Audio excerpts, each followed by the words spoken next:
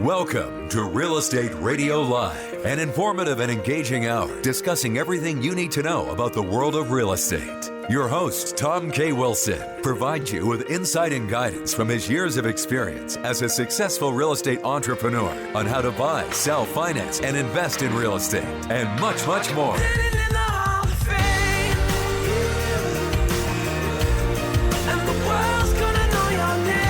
Now, here's your host for Real Estate Radio Live, Tom K. Wilson. Back, and thanks for tuning in to our Real Estate Radio Live program, your number one source for all of your real estate needs and education. We're broadcasting from the number one business radio station in the San Francisco Bay Area, KDOW AM 1220, the Wall Street Business Network. I'm Tom K. Wilson, your host for the 2 p.m. edition of Real Estate Radio Live that comes to you Monday through Friday at 3 p.m. and on Wednesdays and Fridays at 2 p.m. along with my co-host Joe Kuchera. If you can't make the live show, you can catch our podcast on reradiolive.com, and you can catch my programs on tomwilsonproperties.com or on iTunes or on YouTube. We have a great program for you today with Bob Flury, whom we'll introduce in a moment, who's an architect for many years here in the South Bay Area. But first I want to invite you to a workshop and a presentation coming up in July. If you happen to be hearing this podcast or hearing this live before July 9, 2015. And if you are listening to this afterwards, you can go to podcast about commercial and multifam syndication and investing. So we have on July 9 at SJREI at Domain Hotel. Go to sjrei.org to sign up for a presentation on commercial, multifam, and syndication investing. And then the following Saturday, we have an all-day event at the same location, sponsored also by SJREI on the same subject, but go into more depth and detail. We have a guest speaker from Dallas coming out, Steve Fithian, who's a 30-year investor in commercial and multifam, also property management company. He's also a CPA who knows how to do the financial due diligence and how to teach you how to do that. So it should be great content. We also have an expert on using IRA money. So do take a look at that, and if that's of interest, you can learn how for $50,000 or $100,000, $50,000 a share, you can be a part owner of a commercial or multifam product rather than just the institutional and larger investors. You can get into investing in something like that with a smaller amount of funds. So also you can sign up for a weekly newsletter with tomwilsonproperties.com. with Wilson Investment Properties. It's on the economics of the times as it relates to real estate and see what our current products are, what events are coming up. So if you go on tomwilsonproperties.com, you can sign up for that as well. A lot of educational information on that website, and you can also request a white paper on how to select the best metro and best products to invest in. And we always welcome your input on guests to have and topics.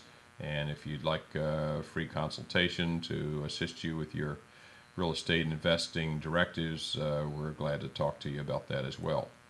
So today we're going to talk about how an architect can assist you with your investments, your real estate investments.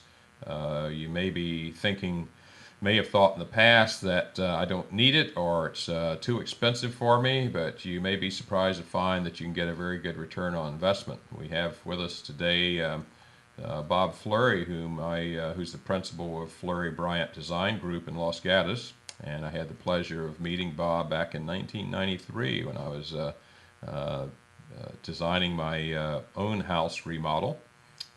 Bob and Flury Bryant Design Group specialize in single-family residential projects, both new and remodeled. He's been doing that his whole career. He opened his business in '79 as a sole proprietorship, and he had a partner come with him in 2004. And over those years, he's designed and detailed nearly 2,000 projects in the San Francisco Bay Area, and 60 different communities.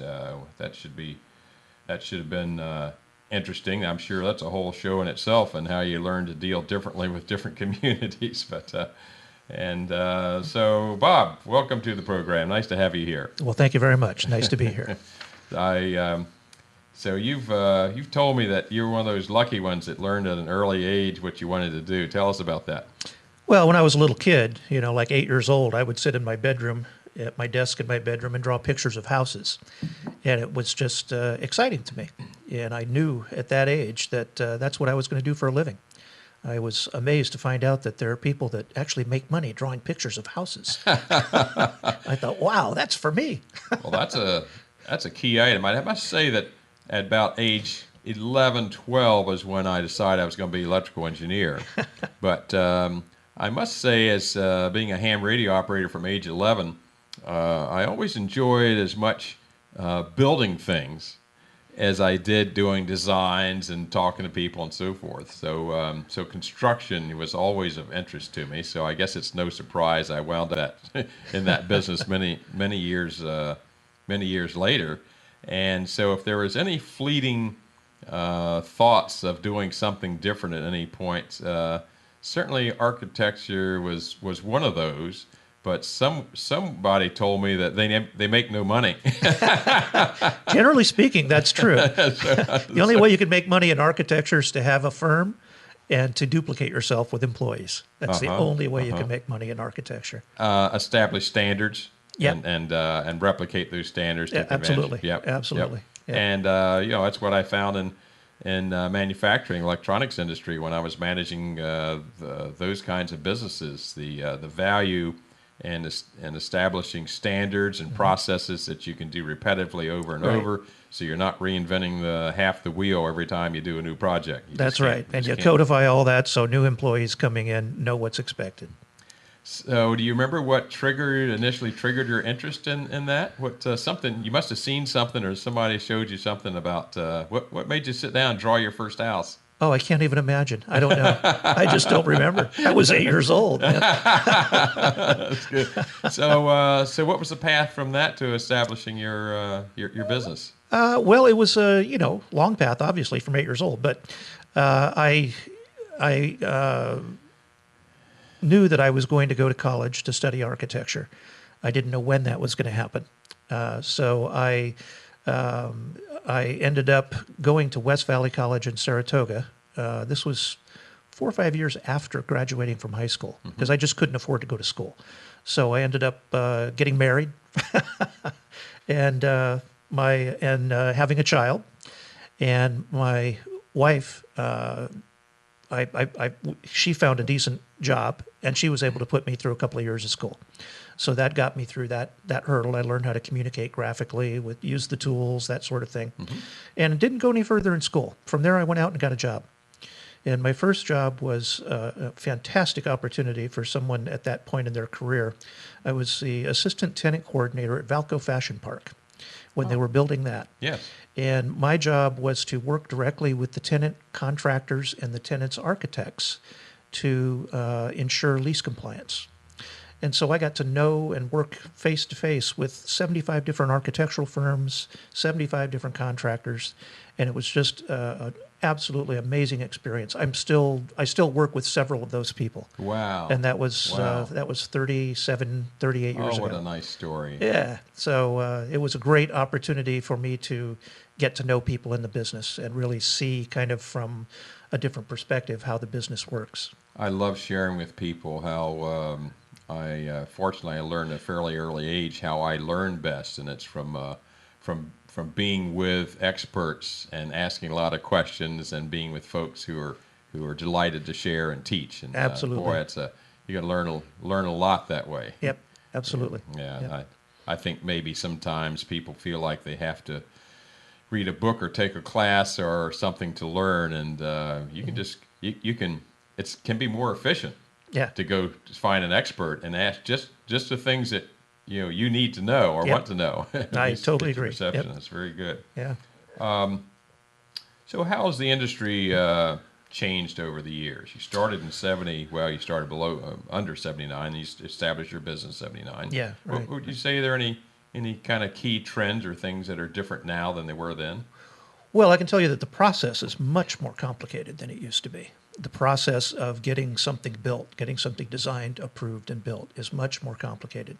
We used to do a new home back in, 1980. We could design and get permits for a new home with 5 or 6 sheets of drawings, and now it's, 30, 32, it's a huge amount of work, a lot more detail. The codes have gotten more complicated. I think one of the biggest changes from a design perspective is that the planning departments in the various municipalities are now taking a lead role over the building departments. So it's become more of an issue of designing to zoning regulations than it is to code regulations. And zoning is a lot more complicated, and it's different from one municipality to the other. So when I say that we work with 60 different municipalities, we're dealing with 60 different rule books that we have to be aware of. We have to know. So what I do is I tend to, with every project that I take on, whether it's in a town that I've done hundreds of projects or not, I research every project as if I know nothing. And I teach that to my employees too, because regulations in all these municipalities change on a regular basis. Every time the town council gets together, there's a change or a proposed change to the zoning ordinance. So these things are constantly in flux. So I research every project as if I'd never worked in that town before, and I play dumb. You must shake your head when you see a client bring in his architect from LA to do a project in Campbell, California, huh? Yeah, that hardly ever works out well. Yeah. It might eventually work. Right. Well, we're case in point, we're working with an architectural firm in Georgia right now, in Atlanta, who has a client back there that bought 2 properties here. And so, they've got a project in Portola Valley and a project in Woodside, and they hired us as local liaisons, which is the right thing to do. You can deal with an out-of-town architect as long as you have somebody local that knows the people and the rules and all that at town hall. You can do it that way. Yeah. All right. That makes some sense to do it that way. But my gosh, I tell people that if I start investing in a different city, different metro, even though I've learned a lot and I know a lot of the right questions to ask, if I go to a different metro, by golly, I'm going to get myself an expert in that area. Good plan. That knows that very, very well, right? Yep. And so I think that's pretty important. We have with us Bob Flury today for the Flury Bryant Group, who's been one of the leading architects in South Bay for many, many years. Nice to have him with us here today, talking about architecture and the investors. So stay with us, and we'll have a lot more interesting questions for Bob here in just a moment. For more information on today's program, visit reradiolive.com. That's reradiolive.com. Welcome back to Real Estate Radio Live, streaming live on iHeart, TuneIn, and KDOW.biz. For more information on today's topic or guest, just visit reradiolive.com. That's reradiolive.com. Again, your host for today's edition of Real Estate Radio Live, Tom K. Wilson. Thanks for being with us. We got Bob Flury with us today from the Flury Bryant Design Group, one of the leading architects in South Bay of San Francisco Bay Area for a long time. Designed over 2,000 projects. You got to learn something over that course of time. One thing Bob was just telling us is that you never stop learning, because things change and you got to stay up with it. It's true with anything you're dealing with. My guess is, of course, you got developers who employ your services, but do you get individual investors or small investor groups sometime, like my own, who hire you? And if so, how do you think, in what ways can you help an investor make his project more profitable? Well, we do work with small investors from time to time. We hardly ever work with large investors because we don't do multifamily and all that, but small single-family home developers and investors we do work with. And I think that what we bring to the table, Fester, is we bring knowledge of the process so that we know, from our experience working in that municipality, what can and can't be done. So we're able to bring that to the table. We know the building codes. We can usually expedite things. If a developer, for instance, we've worked with some developers who want to try and handle all of the interface at City Hall themselves, to save a few bucks in our hours, save 3 or 4 hours of our time. They'll do all the running down to City Hall. It usually ends up taking hours and hours and hours on their part to get to where we could have gotten in a couple hours' time, just because we know the process, we know the people. So one's knowing the process and being up to date with it, and the other is you have relationships, right? Absolutely. I'm on a first name basis with most of the planning and building departments in the larger municipalities around here. And it's not just a buddy issue. They're already calibrated. They know that you understand what the needs are, and right. that you're going to support their needs and make their job easier, right? Absolutely. Yep. Yeah, that's the goal. Yep. And I think we bring, design expertise to the table too. There's aside from the logistics that we bring to the table, I think, we can usually take the concept, the design program that a small scale developer has put together in their mind, and we can take that to another level for them without necessarily increasing the cost of the project. Here in 2015 in Silicon Valley, I'm sure you're not begging for business, so you're not soliciting a lot of new large projects a lot. However, in general, you'd probably rather take on a whole project than just consulting. But certainly, there have been times in the past when I've had Wilson Investment Properties had a smaller project, and we think we have it pretty well nailed, but have some concerns or questions, and you've been good enough to come in and do consulting for us, and just do a sanity check and look over things and suggest tweaks or do certain portions for us. So Flury Bryant Group has certainly been very helpful in that way as well. Yeah, we've done a lot of that for people, and another thing that we do for small investors is we help them screen properties. So I have a couple that does one house at a time. They remodel it and flip it.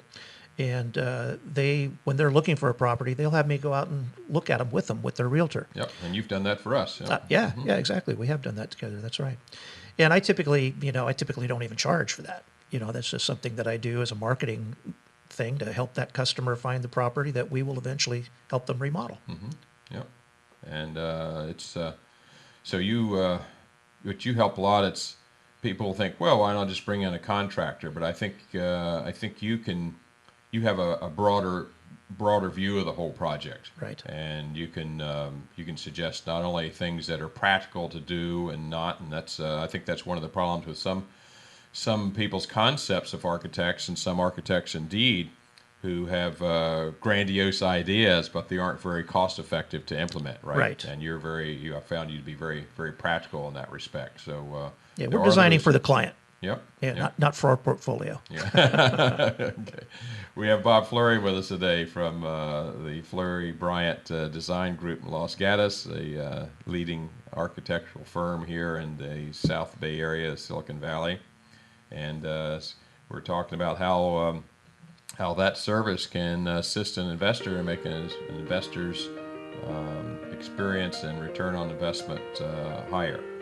So we'll be back in just a moment on KDOW 1220 AM, Wall Street Business Network, and Real Estate Radio Live. So stay with us, and we'll be right back. For more information on today's program, visit reradiolive.com. That's reradiolive.com.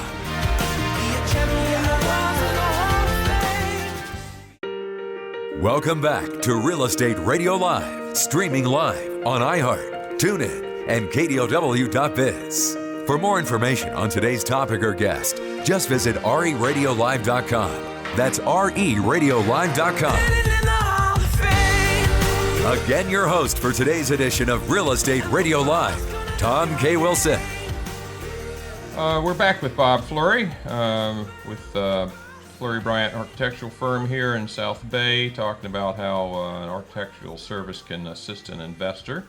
So how does when you look at a project, how do you look at it differently and advise differently for an investor than you do an owner-occupant?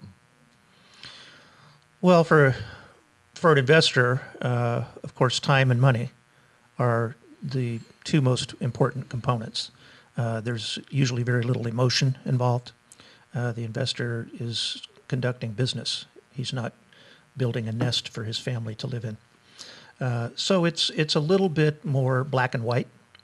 I can make suggestions to an investor taking into consideration the general marketplace, as opposed to getting to know an individual client and making suggestions that I think would fit their personal taste. Mm-hmm. Yeah. Mm-hmm. So it's a different level of engagement. It's not as personal and emotional, but it's it's just different because it's looking at time and money, I think, rather than emotions. Which do you like more? Well, I have to say I like working with homeowners. Yeah. I like getting emotionally involved with them in the process. Mm-hmm. It's very rewarding at the end of the day, to have them invite us back for a housewarming party mm-hmm. and, mm-hmm. See how much they enjoy it. And even years later, we will get invited back to do some small bathroom remodel or something in the house. And it's just great to be able to, see them enjoying the space and raising their kids there. How nice to have a business in the same area for a long time, and and seeing, I've had multiple generations come back. Kids that grew up in bedrooms that we designed, have come back with their families now, and we're designing homes for them. Yep. Yeah, that's terrific. That's very very interesting. Yeah. So, but you won't turn us down as investors. Not at all. We're always welcome. We're just. Well, there are inherent challenges to working for investors. There is the time and money thing, and it's. Those things are there for private individuals too, for homeowners. Sure. But it's not as prevalent as with investors. So there are challenges. How do we get this done that quickly? How can we turn this around in 48 hours when with a homeowner we would have 2 weeks. Yep. Or maybe here's two different things we can do to add some drama to this house, and one takes less time and a little less money and has almost as much drama. Exactly. Things like that, right? Yeah, those are the kind of trade-offs. You and I have had lots of conversations about that on our various projects. Absolutely. That's a lot of fun, and I love that even though your firm has, of course, all the latest CAD and modern computer graphics and techniques and so forth, and produce fabulous drawings, that you're still old school. I like sitting down with you and I say, all right, here's the general concept, but I'm really stuck over here, and you'll take out your tracing paper and just start sketching away. And yep. I'm impressed that within an hour we can take something that's not quite right and turn it into something that's about 98% there. That's a fun part of it that I really enjoy doing, that front end sketching around and coming up with a solution. I don't know. As much as I've been a techie my whole life, I think you can do that faster than if you were doing it on the screen. Oh, absolutely. Well, I'm not a CAD drafter. Yeah, I know. I couldn't CAD draft if I had to. I have people working for me who are very good at that. Yep. But I don't do that. So yes, I'm trained with the pencil. They have piles of tracing paper you handed off to them, right? That's exactly right. We have Bob Flury with us today, talking about architectural design and how it can help an investor. And we'll be back in just a moment here on KD 1220 AM. And this is the Wall Street Business Network. Stay with us. We'll be right back. For more information on today's program, visit RERadiolive.com. That's RERadiolive.com. Welcome back to Real Estate Radio Live, streaming live on iHeart, TuneIn, and KDOW.biz. For more information on today's topic or guest, just visit RERadiolive.com. That's RERadiolive.com. Again, your host for today's edition of Real Estate Radio Live, Tom K. Wilson. We have with us in the studio today Bob Flury from the Flury Bryant Design Group in Los Gatos, a major and longtime architectural firm here in the South Bay who does residential projects and does, although probably the majority of those are for owner occupants, he works with investors quite a bit and has talked to us about how he can assist an investor in getting better results. Even if the costs are the same, Bob, just helping an investor get the project done faster is a big plus too.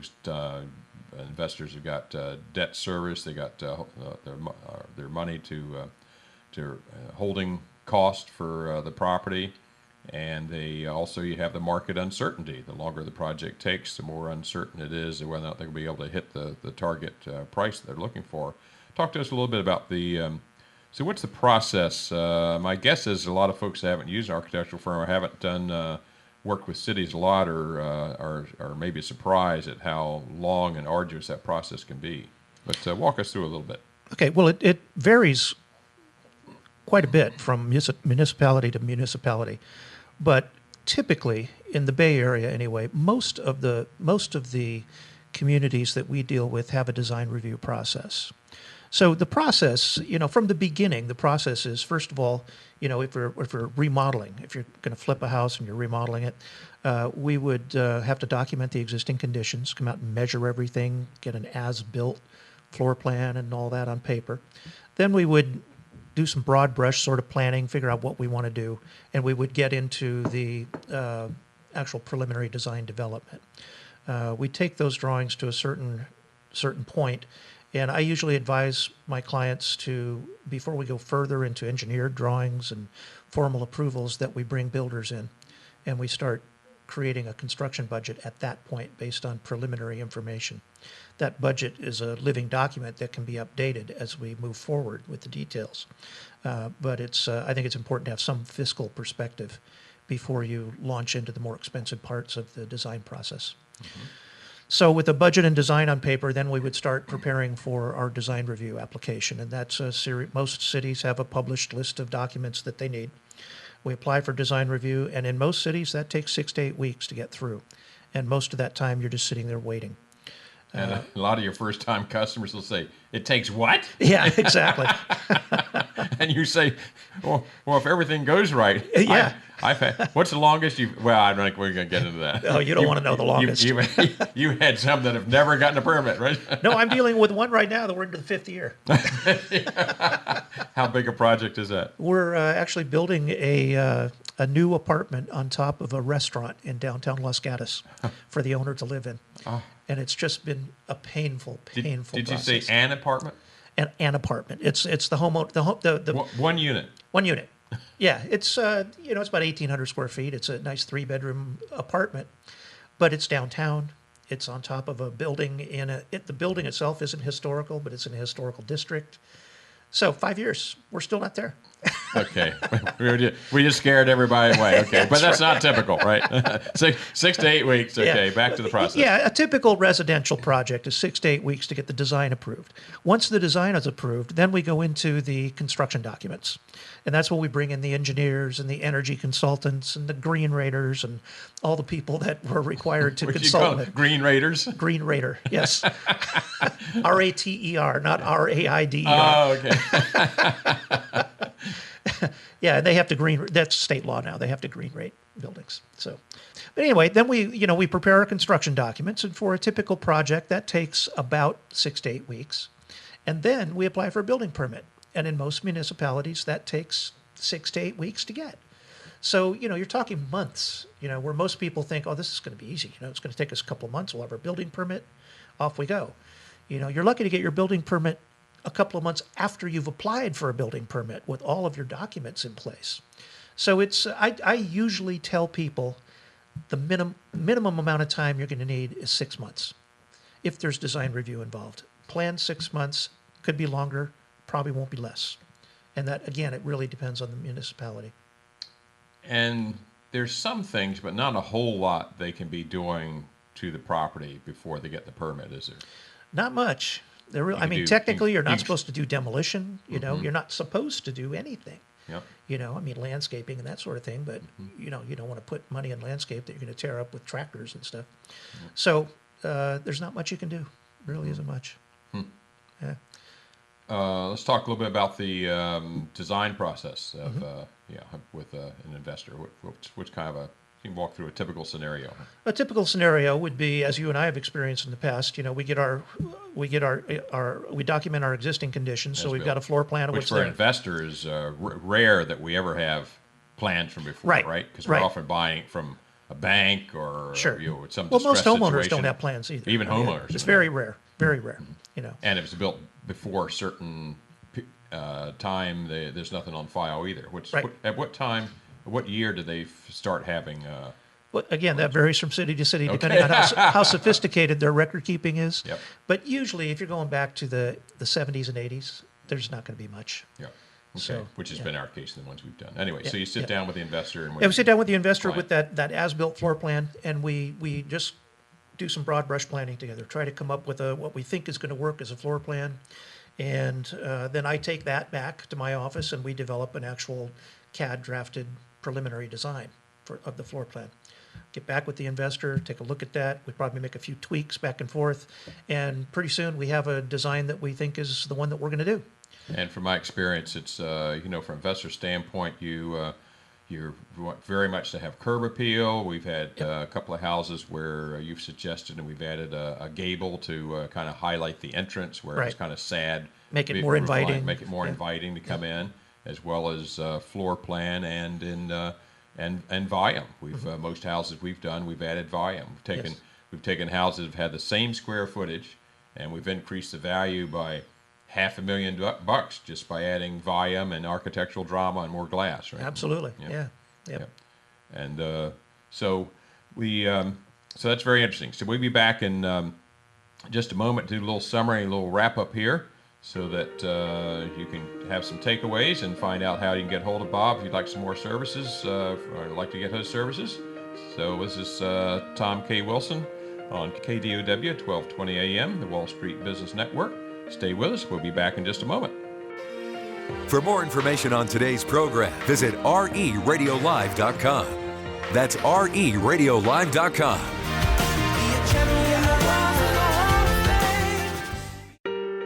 Welcome back to Real Estate Radio Live, streaming live on iHeart, TuneIn, and KDOW.biz. For more information on today's topic or guest, just visit RERadiolive.com. That's RERadiolive.com. Again, your host for today's edition of Real Estate Radio Live, Tom K. Wilson.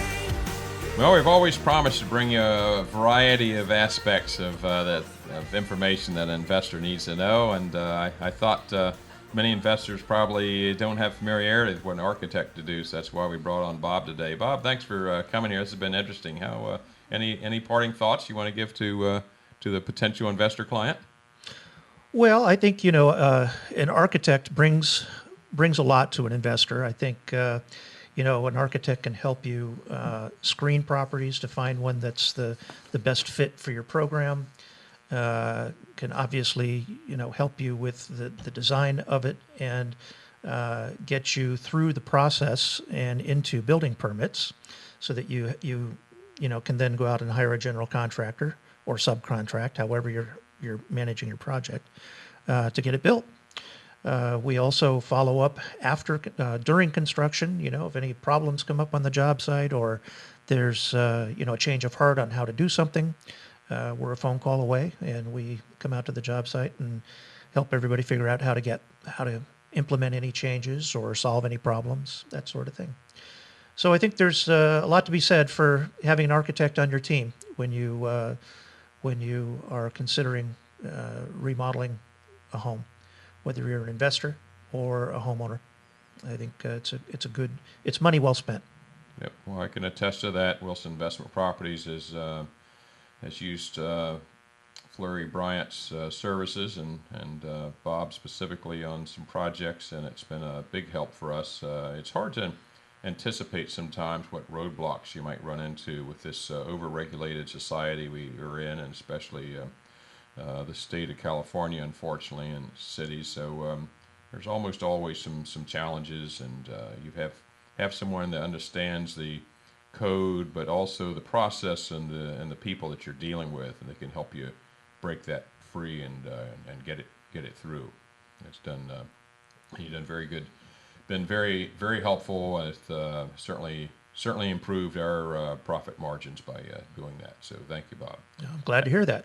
How can folks get hold of you? You can email me, Bob Flury, BOBFLURY, at Flury Bryant, FLURYBRYANT.com. You can call me at 408-356-5500.